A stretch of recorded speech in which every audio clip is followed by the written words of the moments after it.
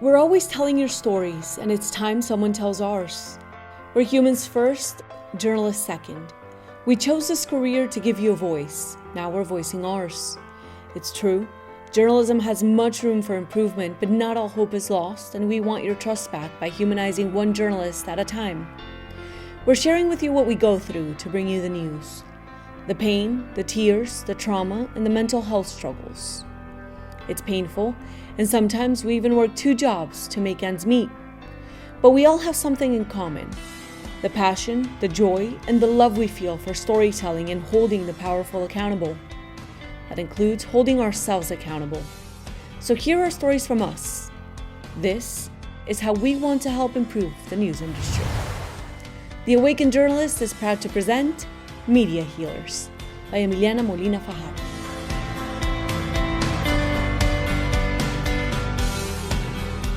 Hi everyone, welcome back to The Awakened Journalist and our special project Media Healers. Today we will be speaking to Tolly Taylor. To give you a little bit of background, he's an award-winning journalist and investigative reporter. Tolly is currently telling stories in Providence and Rhode Island for WPRI. And prior to that, he was uncovering issues in education like low wages, economic segregation, pre-student funding, which is basically public school spending per pupil. And he's also worked at the Chicago Tribune, and he graduated with a master's from Medill School of Journalism with a focus in, I believe, sports and politics reporting. Yes. So Tolly, welcome, and thank you for agreeing to speak with us. Absolutely. Thanks very much for having me. Awesome. Tolly, so how did your career start and how did you decide to become a journalist? Yeah, so that's kind of an interesting story, I think, because I think a lot of people talk about being called to journalism, and it's almost something that I felt like was a prerequisite when I was trying to break into the business, and that really hasn't been my story. I've always loved writing and was passionate about that, and starting really in college, I started consuming a ton of articles and news coverage every day. But I didn't really put the two together until the very end of my senior year, that I wanted to do something in journalism. And so that meant I missed all those internship opportunities during college, didn't have access to those things. And I found pretty soon after that it's really tough to get in, in a beginning starting job without having those things on your resume. So my first couple of years were just sort of repeatedly hitting a wall, trying to break in. I started writing for a couple different sports blogs, living in the Boston area, covering some Boston sports, things like that. And despite getting positive feedback from my editors and people I was working with and meeting every deadline and doing everything I thought I had to then move up, I wasn't getting access to full-time positions, to, even getting credentialed for things was really difficult because these sports blogs I was writing for were so new and, weren't well known in the area yet and things like that. And so, it was a sort of a vicious circle, right? If you can't get the credentials to get the better access, to get the better coverage, well, how do you move up and qualify yourself for the full-time position and things like that? And so speaking to mentors and things like that, a lot of them said journalism grad school isn't for everyone, but it might be something that you should consider. And I think that's an important point to focus on at the outset, because I agree, having now worked in news for 6 or 7 years, it's not a prerequisite for everyone. I say 9 out of 10 journalists, if you know in advance and can do those internships in college and find some other way to break in or get a job right out of college, journalism grad school is not necessary for you. For people like me, where it's something you realize a little bit later, I do recommend it. And then to just sort of bring this to a close, after I went to grad school, that was really the launching pad for me. And that opened a lot of doors and met a lot of people, expanded my network, and it got a little smoother from there. Yeah. And it's good to mention that you didn't go to just any grad school. You literally went to the best school in the nation for journalism. Um, That certainly helped. Yeah.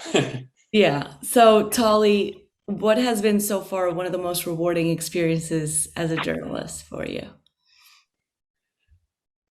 So, I mean, yeah, I guess I would combine this. This combines with sort of the most impactful story I've had, I would say, which was as an education investigative reporter in South Bend, Indiana. Part of our coverage map was Southwest Michigan. And one of the districts that I covered in Southwest Michigan was Benton Harbor Public Schools. The more I dug into Benton Harbor Public Schools, the more I learned that there was just sort of this history of lack of funding, schools closing, students leaving, charter schools popping up and poaching students. It was really interesting, but also just sort of alarming.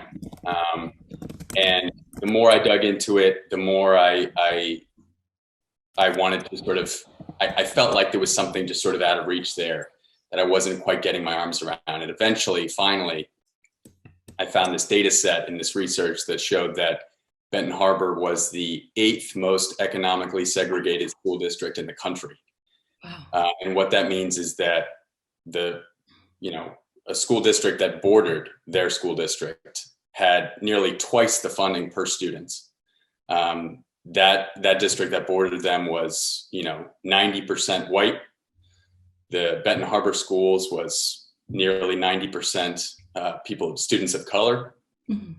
And you had these two districts side by side who were getting vastly different sums of money, despite both being public school districts.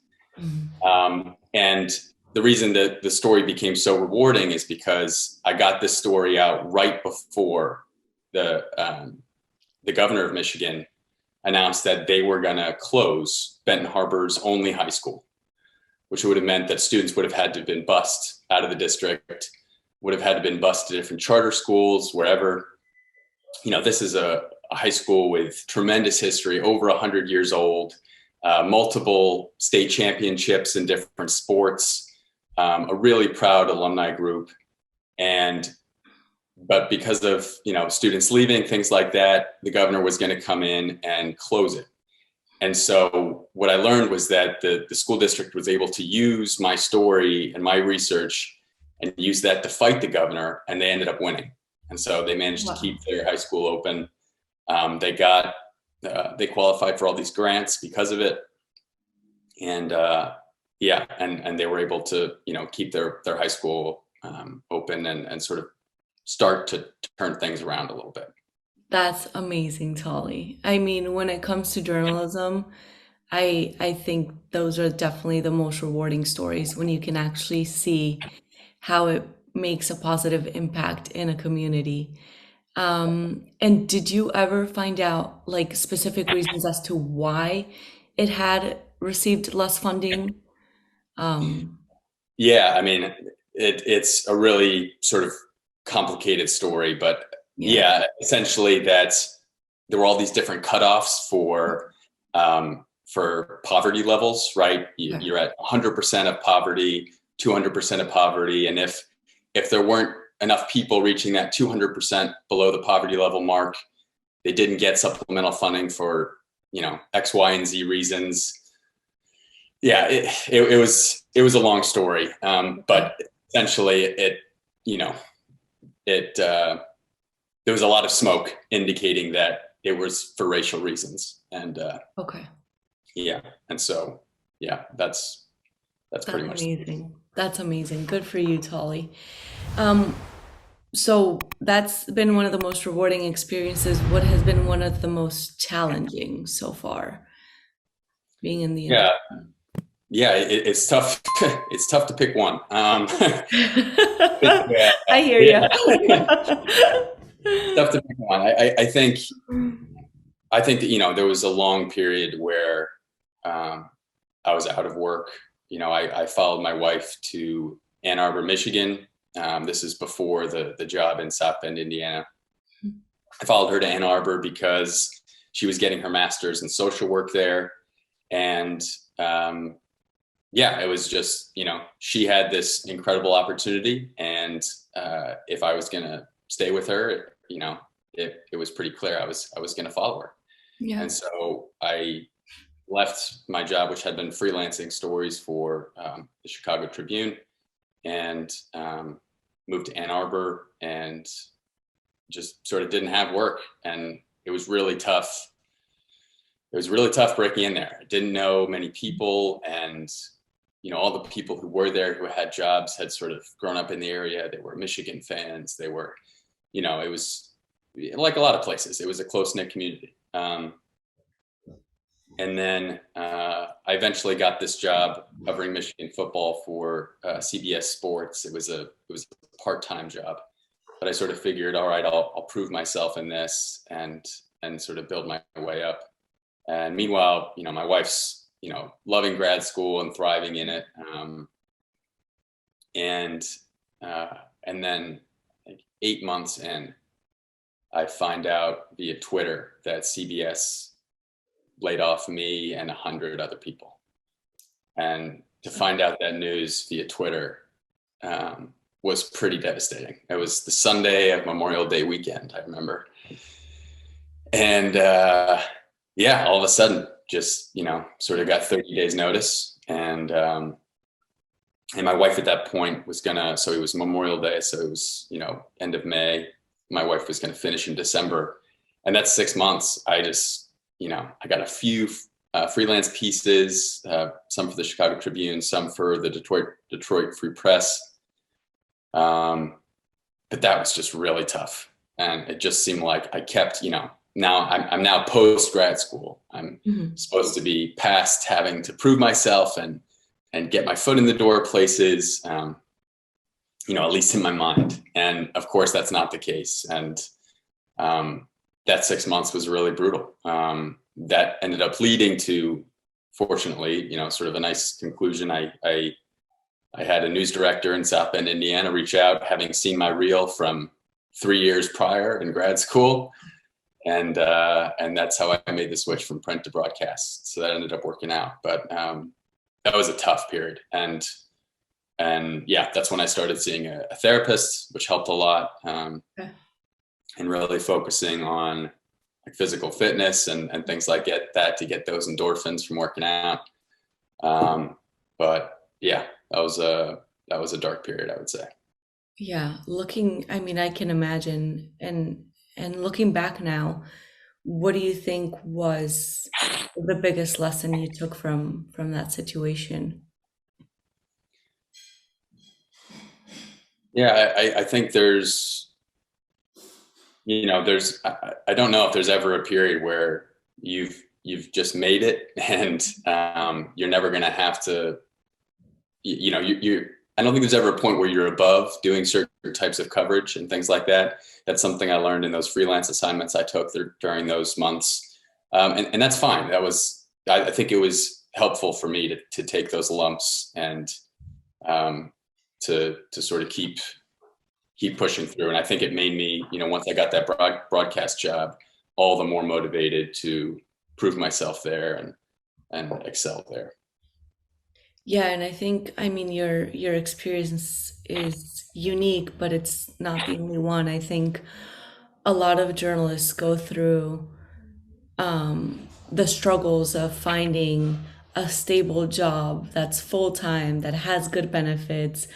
There's a lot of journalists out there that are definitely freelancing here and there and maybe don't have a stable job or a stable income. So good for you for being able to get past that and then find a job in broadcast. Tolly, have you ever had safety concerns while on the job?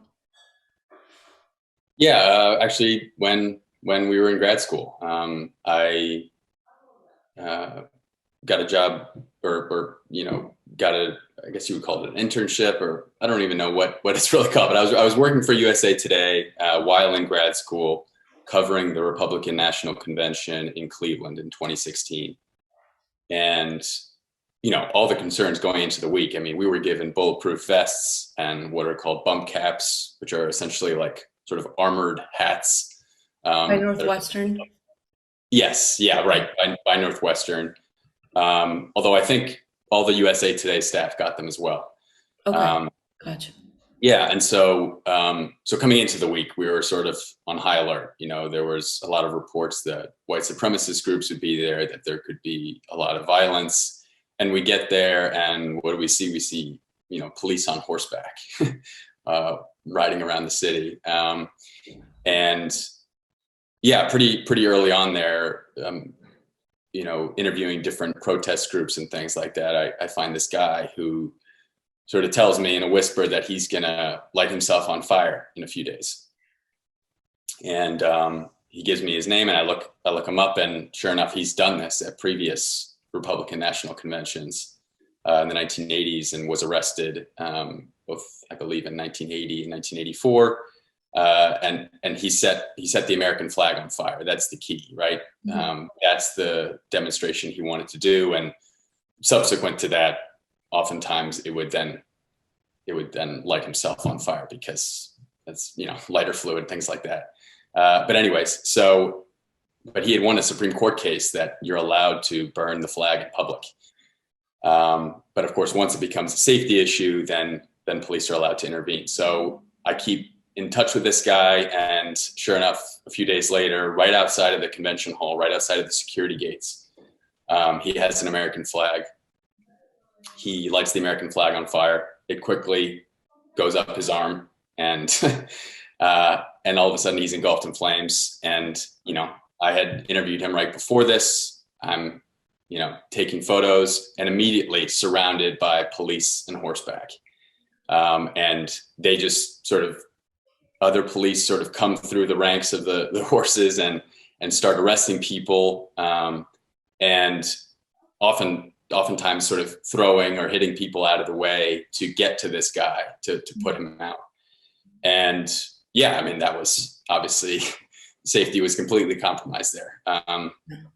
So I, ducked out actually underneath a horse, which I don't recommend. And then just sort of ran off to an alley to sort of type up the story and send in the photos and break the news, which we broke for USA Today, which is great. But obviously, like, looking back, a lot of things I should have done differently there. Yeah, and a very dangerous situation. For sure. That was back in 2016? Yeah. Okay. Yeah. Gotcha. Yeah, because I think 2016 was definitely one of the points where tensions really started escalating. And then, 2020, journalists' safety was compromised in multiple ways.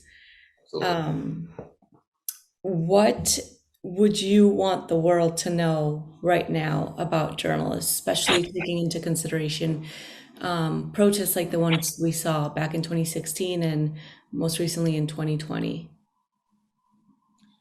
Yeah, I don't know if I have really an original thought here, except, we're not the enemy. We're trying to provide the coverage and access so that what's going on, so that it's not just coming from the people who have a vested interest in, portraying themselves well or shaping a situation to benefit their public image.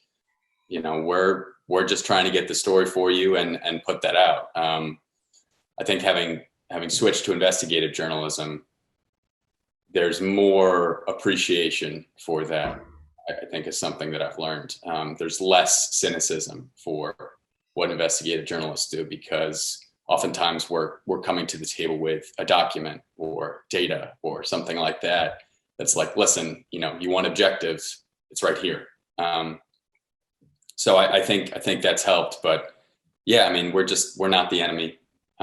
We're doing our best to get the news out, and we're people too. And I think a lot of people who try to make the media this sort of faceless entity, what ends up happening is that individual journalists get targeted and hurt, because people just are able to sort of make them an other, and make them sort of detach from seeing journalists as real people, and it goes without saying, but we're real people. We're real people, and it kind of gives people that permission to harass journalists on the streets in a certain way, and yeah, just remember we're humans too. And there may be some bad apples in the industry, but there's definitely a lot of good journalists out there that are trying to do well for your communities, like Tolly did with his reporting, with his investigative reporting. And Tolly, lastly, what is one thing that you would love to see the news industry improve? Because while obviously I believe there's more good journalists out there than there are bad apples, and there's a lot of great reporting out there, like the one you did in schools. There's definitely things that we can improve on as a whole. So if you could point to a specific thing that you would love to change or you would like to see the media improve, what would it be? Yeah, I thought a lot about this because, you were nice enough to sort of give me a heads up about some of the things we'd be talking about today.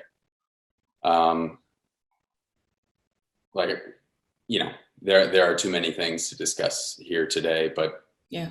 I think trying to sort of distill it down to one major point, the thing that has been the most disturbing to me is just the lack of access to higher level jobs for people of color, for journalists of color, for people in the business who want to progress. And what does that mean? I mean, let's go back to that Benton Harbor story. Mm-hmm. My three bosses were white men at that job, and I had to go back to the table multiple times. Finally, the thing that convinced them was having all the data and all the proof at the meeting to show them, for them to finally agree to let me tell that story. They just weren't that moved by it. They weren't that concerned by it. And that was really problematic to me, right? I mean, so that's one instance. Mm-hmm. Other instances, just working with journalists of color and seeing the hoops they have to jump through and the struggles that they go through, either to get their pitches sort of validated or, things like that. It's just, there's just huge room for improvement in the industry. And I think all the statistics back that up, right? It's overwhelmingly white. It's overwhelmingly white men. I think that's, really an area that is way, way overdue to see drastic changes. Yeah, I agree, because I think while we can definitely talk about issues like segregation, or, racism, it definitely is more impactful when you actually have people of color sitting at the table telling you, or, expressing firsthand what it is like to live those issues in those communities. And it's just having, insight when it comes to making those editorial decisions. So I think that's a great point. Is there anything else that you'd like to add that maybe I haven't asked you?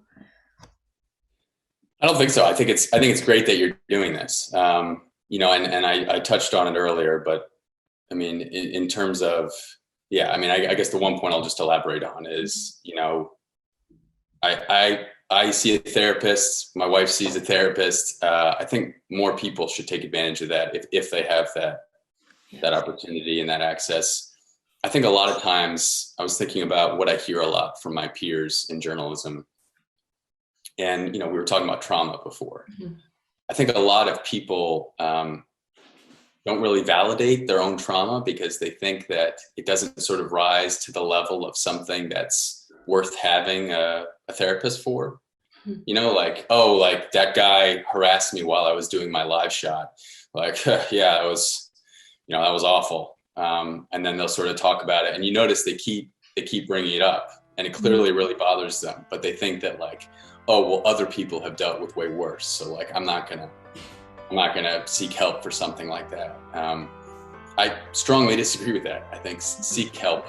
I think, your trauma is valid and the stuff that you go through is valid, and it's a difficult, high, fast-paced, stressful industry, and I think it can only help. It's only helped me to seek out a therapist and have someone like that to talk to and sort of vent to. Yeah, and I thank you for being so open about that, and I completely agree, because there's no need for us to compare our experiences with our colleagues. Because somebody is a war reporter doesn't mean that us back home or here at home covering domestic issues can't have some sort of traumatic event as well.